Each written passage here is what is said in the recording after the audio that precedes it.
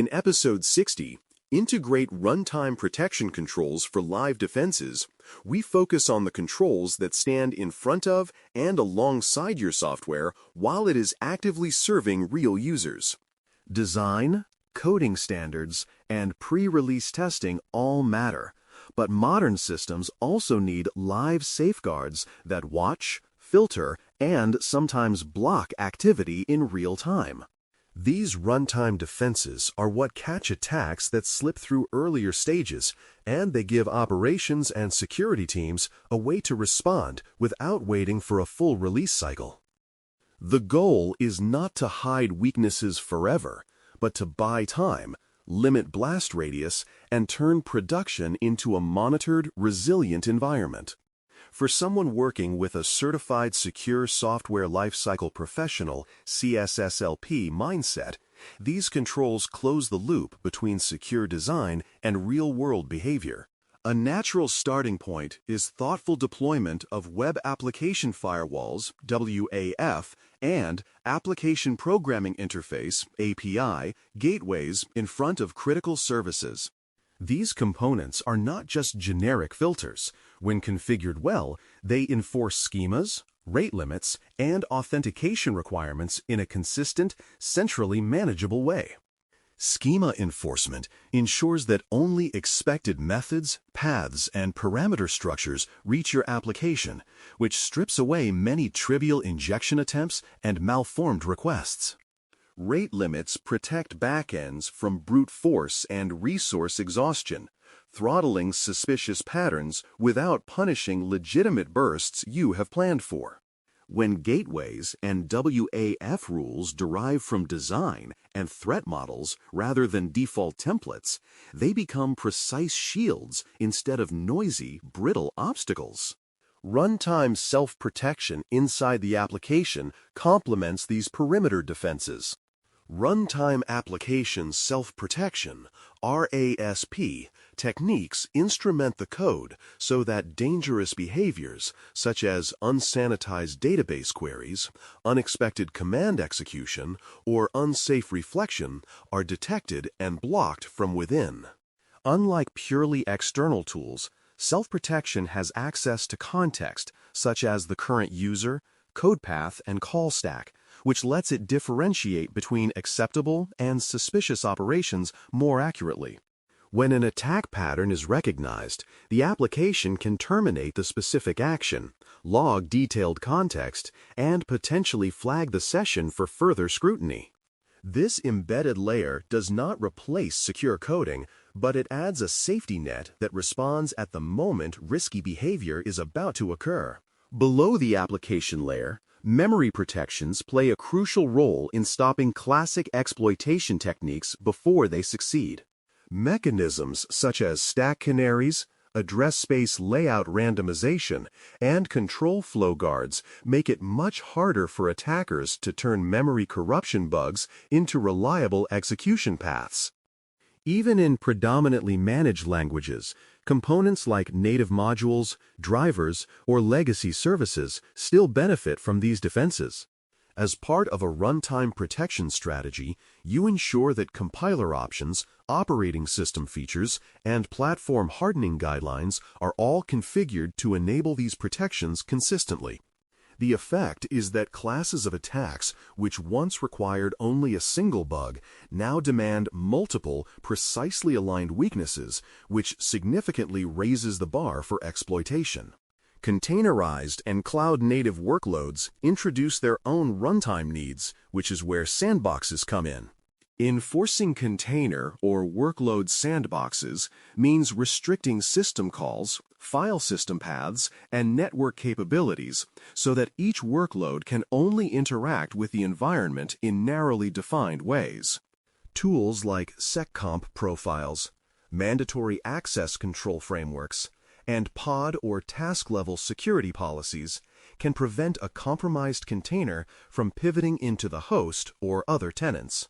You define these sandbox rules based on least privilege, guided by what the workload truly needs rather than what is convenient during development. When these boundaries are enforced at runtime, The compromise of one microservice is far less likely to cascade into a broader platform incident. Egress controls add another dimension by watching what leaves your environment, not just what enters. Attackers who successfully gain some level of access often try to exfiltrate data or establish persistent command and control channels over allowed routes. By defining explicit policies for outbound network access, inspecting traffic for sensitive data patterns, and routing high-risk flows through tokenization or brokered services, you limit these opportunities.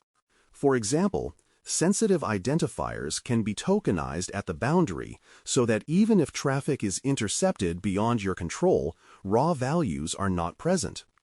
Egress controls transform your environment from anything inside can call anything outside into a more disciplined topology where outbound communication is a monitored privilege. Privilege misuse is another runtime concern, and it typically requires behavioral analytics rather than simple rule checks. By aggregating activity across identities, sessions, endpoints, and services, you can build a picture of what normal use looks like for administrators, service accounts, and regular users.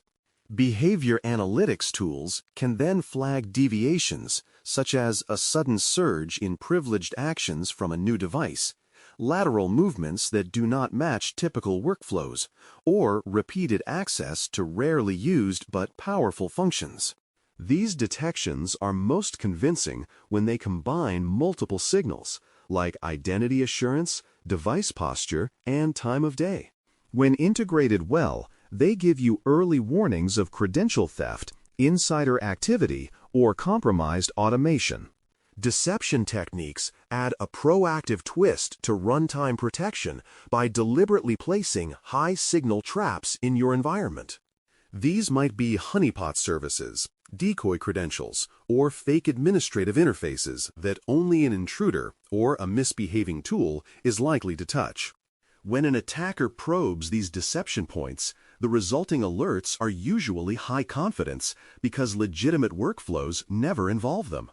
Deception should be designed carefully to avoid interfering with real users and operations, but when placed thoughtfully, it becomes a powerful way to reveal intruder movement early. In a layered defense, these traps act like tripwires inside your castle, complementing the walls at the perimeter.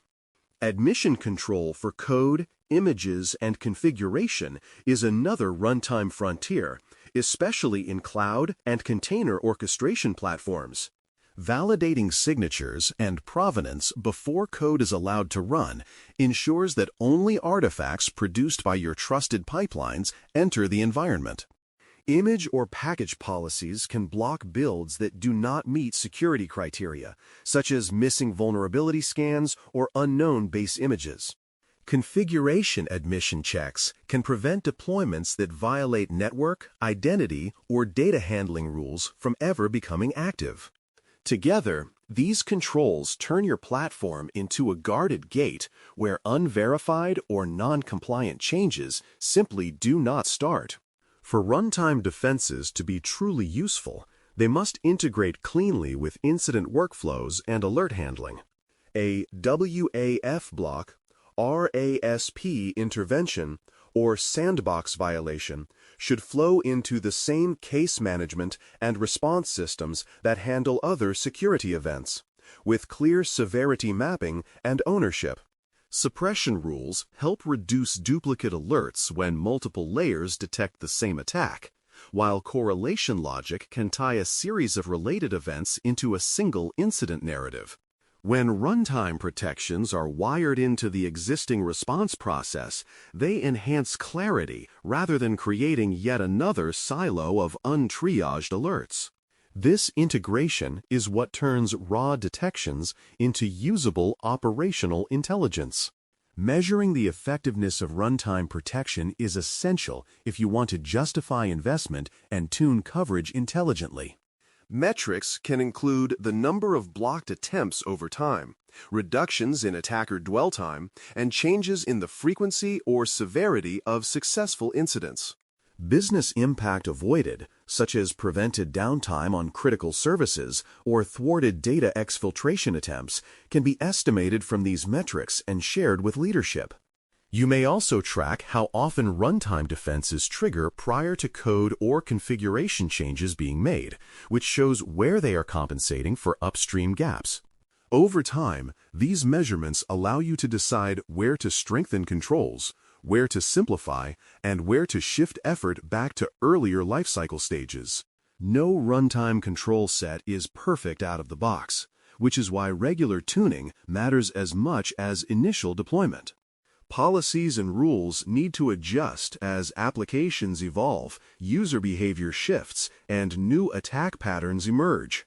Tuning involves reviewing alerts for false positives, refining thresholds, updating whitelists or bypass conditions, and sometimes rethinking entire control strategies for particular services.